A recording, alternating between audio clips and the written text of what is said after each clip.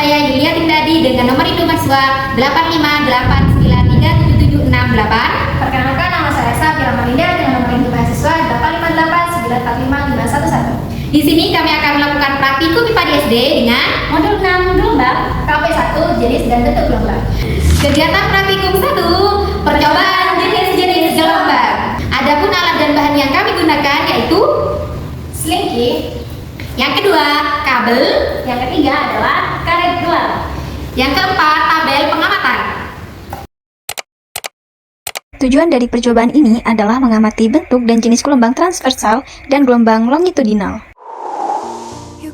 Gelombang adalah getaran yang merambat melalui medium atau ruang kosong dan membawa energi tanpa memindahkan materi secara permanen. Langkah percobaan yang pertama adalah slinky direntangkan di atas rantai yang licin, salah satu ujungnya dipegang oleh teman, lalu slinky yang lain dipegang oleh diri sendiri. Slinky diusik ujungnya dengan cara menggerakkan ujung slinky dengan cepat ke kiri lalu ke kanan, sehingga terjadi rambatan pada slinky yang membentuk gelombang. Gelombang adalah gerakan merambat pada suatu benda yang diberi energi. Percobaan dilakukan beberapa kali sampai dapat diamati dan dilihat arah usikan dan rambatan gelombangnya. Ternyata arah usikan tegak lurus dengan arah rambatannya. Hal demikian disebut gelombang transversal, yakni gelombang yang arah getarannya tegak lurus pada arah rambatan gelombangnya. Selanjutnya, slinky diberi karet gelang di tengah-tengah slinky, lalu ujung slinky yang dipegang diusik secara berulang-ulang. Ternyata karet gelang tersebut tidak ikut berpindah.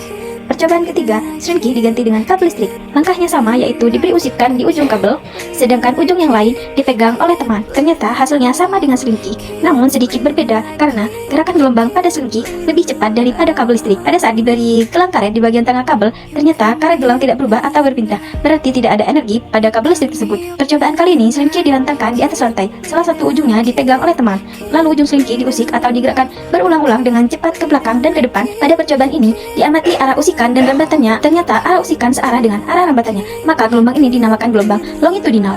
Kesimpulan bentuk dan jenis gelombang adalah adanya dua jenis gelombang utama berdasarkan arah getaran dan rambatan, yaitu gelombang transversal dan gelombang longitudinal. Gelombang transversal memiliki ciri arah getaran partikel medium tegak lurus terhadap arah rambatannya. Bentuknya terlihat seperti gunung dan lembah.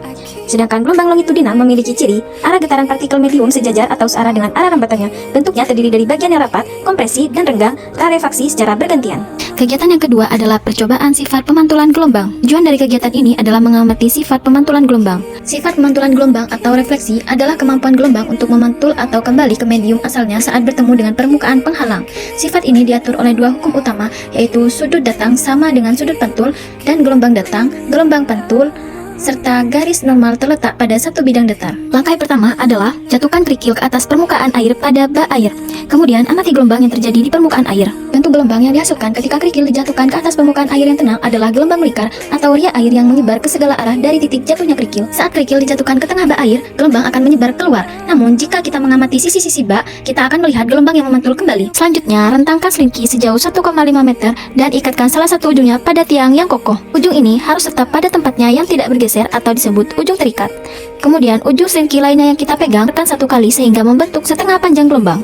Setelah mengamati perambatan setengah gelombang atau denyut sampai gelombang tersebut hilang, dapat kita simpulkan bahwa gelombang dapat dipantulkan. Fase gelombang pantul akan berlawanan atau berbeda fase sebesar 180 derajat atau pi radian dengan fase gelombang awalnya. Hal ini berarti jika gelombang datang berupa bukit, gelombang pantulnya akan berupa lembah. Jika gelombang datang berupa lembah, gelombang pantulnya akan berupa bukit. Perubahan fase ini terjadi karena tiang yang kokoh memberikan gaya pemulih ke arah yang berlawanan dengan arah simpangan gelombang datang, sehingga menyebabkan inversi fase. Ujung slinky yang terikat tadi kita ikat dengan benang yang panjangnya 1,5 meter. Ikatkan ujung benang yang jauhnya 1,5 meter dari ujung slinky ke tiang yang kokoh. Ujung slinky ini sekarang dapat bergerak bebas, oleh karena itu kita sebut slinky ujung bebas. Getarkan ujung slinky sebanyak 1 kali sehingga membentuk setengah panjang gelombang seperti percobaan sebelumnya. Amati perambatan setengah panjang gelombang ini. Hasilnya adalah fase gelombang pantul ini sama dengan gelombang asalnya. Kesimpulan pada percobaan sifat pemantulan gelombang adalah bahwa gelombang akan dipantulkan saat mengenai penghalang dengan sudut datang sama dengan sudut pantul pada permukaan datar. Selain itu, gelombang yang dipantulkan akan memiliki arah yang berlawanan dengan gelombang asal jika ujungnya terikat. Sedangkan fasenya akan sama jika ujungnya bebas.